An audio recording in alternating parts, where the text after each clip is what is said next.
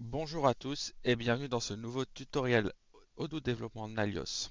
Aujourd'hui, nous allons voir les rapports et plus particulièrement l'action report en question. Donc, dans une précédente vidéo, on a vu comment créer, comment créer un rapport avec un template.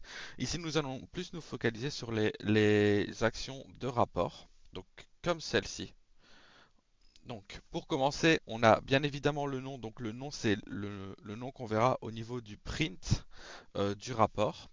Ensuite, il faut indiquer un modèle. Donc, dans notre cas, on a indiqué le modèle carpooling qui se trouve ici. Report type. Donc, pour ce qui est du report type, dans notre cas, on a indiqué QWeb PDF. À savoir que cela peut être différent en fonction du rapport qu'on souhaite afficher.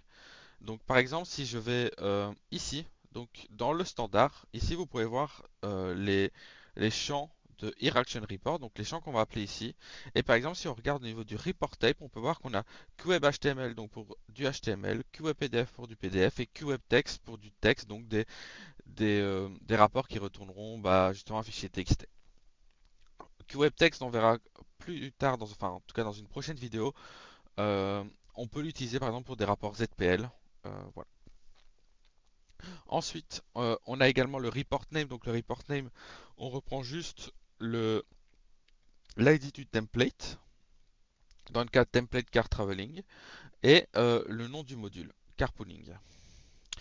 Ensuite, on a également le binding model. Le binding model, c'est un peu comme le modèle, sauf qu'on va indiquer le nom du module suivi d'un point modèle tiré du bas le nom du modèle en question sur lequel on veut que le rapport apparaisse. Donc dans le cas carpooling. Et ensuite, on peut indiquer le binding type, dans notre cas report.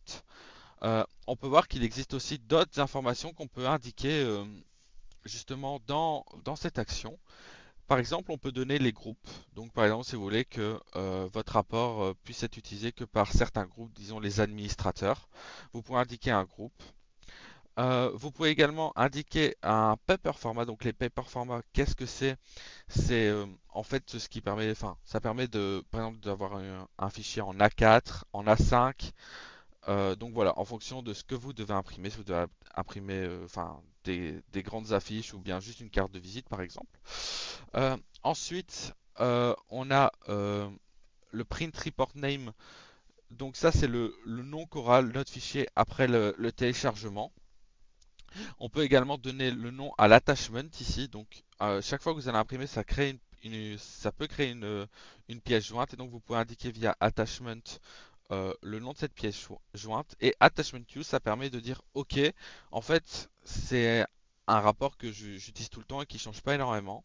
Donc, si jamais j'ai déjà une pièce jointe, donc que j'ai déjà imprimé le rapport, le, Odoo va comprendre cela et va réimprimer ce rapport en question. Donc, le rapport qui était déjà en pièce jointe. Il va reprendre le même. Donc, imaginons, on va dans notre application carpooling. Et là, par exemple, si je vais dans les pair formats dont je parlais précédemment, on peut voir qu'en standard, on en a plusieurs. Donc, A4, qui est celui par défaut. Et puis, on peut mettre des US Letter, US Batch Deposit, A4 Label Sheet et Dimo Label Sheet. Dans une prochaine vidéo, nous verrons aussi comment créer nos propres paper formats. Euh, voilà. Hop, repassons sur le code. Donc voilà, comme on peut voir, il y a pas mal de choses à configurer. On peut voir aussi qu'il y a pas mal de champs qui sont required. Donc on est obligé d'indiquer un report type, on est obligé d'indiquer un report name.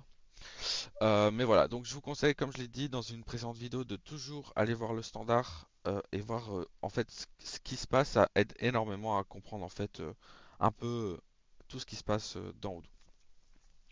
Donc merci de m'avoir écouté. Je vous souhaite une bonne journée. Au revoir.